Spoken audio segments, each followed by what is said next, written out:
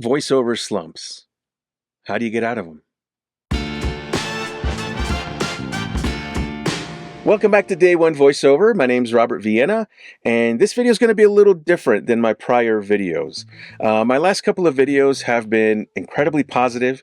They've been about celebrating a couple of big things. One of them was about celebrating my first year in voiceover and the 10 things I learned along the way.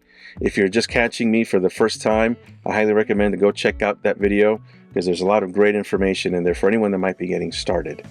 And I also, prior to that, celebrated my first big win, my first big paid voiceover job, which was fantastic. And it was absolutely an emotional high. The thing is, that video, winning that job resulted in a couple of things that have brought me down to an emotional low. And that's what this video is about. I need your advice to help me get out of this slump, voiceover / emotional slump. So here's the deal. Winning that job was fantastic, of course. It gave me an incredible boost. It gave me some confidence in knowing that I'm doing things right.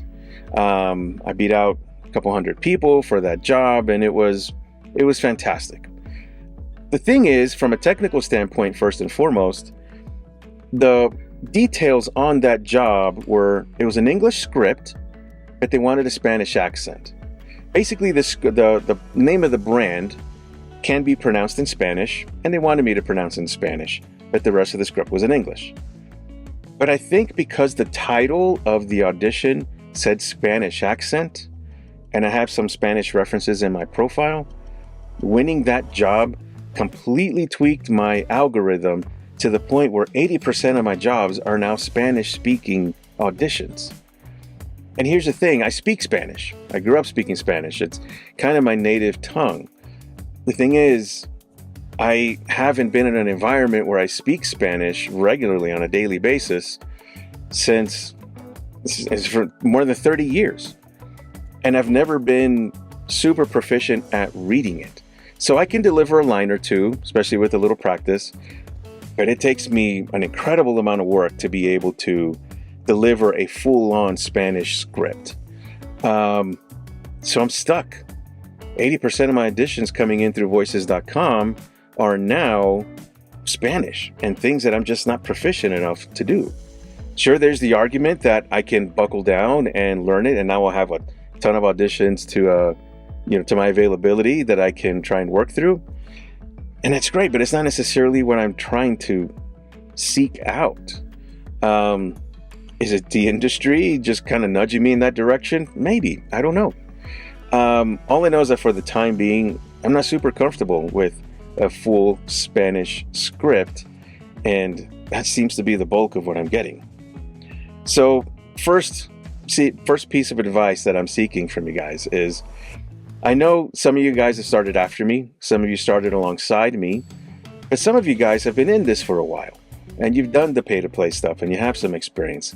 I know that because you guys have commented and given some advice in the past. How do I change that? How do I get out of that? I did get some information from one of you guys, thanks very much, you know who you are, who recommended that maybe I should take out all Spanish references from my voices.com profile and see if that helps nudge the algorithm back in another direction. Maybe I'll give that a shot. I haven't actually sat down to do that, but just wondering.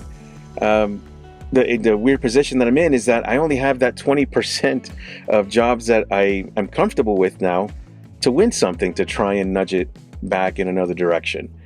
And it's knocked my confidence down so low that since winning that job, which was such an emotional high, the most I've had is 2 shortlists out of who knows how many auditions. I just don't have the confidence there anymore with my reads. So I need to figure out a way to correct that. The other thing it did is it kind of messed up my timing with Voice 123. So I made a video a month or so ago, 2 months ago, I hope not that long, but I set up my Voice 123 profile. I mentioned I was going to go with the 888 plan, and I was all gung-ho. I spent several days working on the profile, uploading demos, making sure they were tagged completely correctly, so that the moment it went live with the paid profile, I was set up, ready to go. The thing is that timing occurred right when I won that job, and I decided to focus all my efforts on doing that job as best as I could, practicing the script, researching the company, researching how to do a live session properly.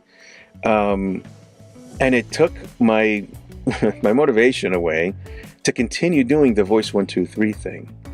That, coupled with the fact that my regular day job has absolutely consumed just about every minute of my day, and it's getting much harder to get auditions in during the day.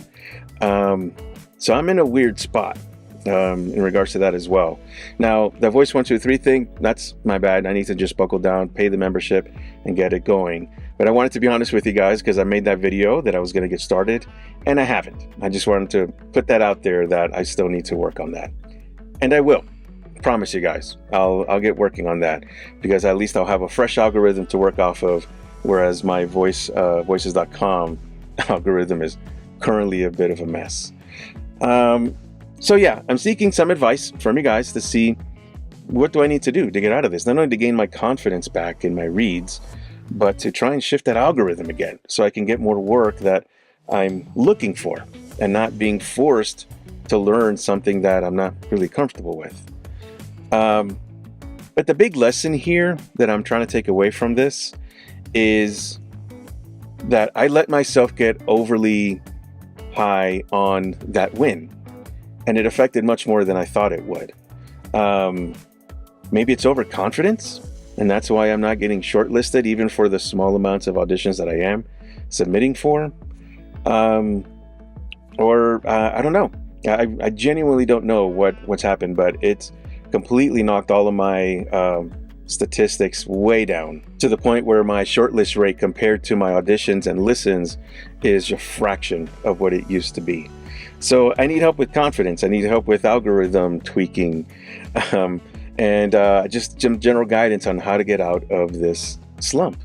So for you guys that are out there that have been doing this for a while, I'd love some guidance. That would be absolutely amazing if you could give me some information. Even if you are new, even if this is something that you're just getting into, maybe you have some great information that can help as well, or just some encouraging words would be fantastic. So I don't want to harp on that too long. I just wanted to give an update, because I was riding pretty high only to come crashing down pretty hard. And that's expected in the first year. It's going to take some time before those highs are a little lower, those lows are a little higher, and things start balancing out, and I can find some good rhythm. But yeah, anything you guys have would be super appreciated. But hey, as always, like and subscribe, and hopefully you guys will stick around for the next video, and I'll talk to you soon.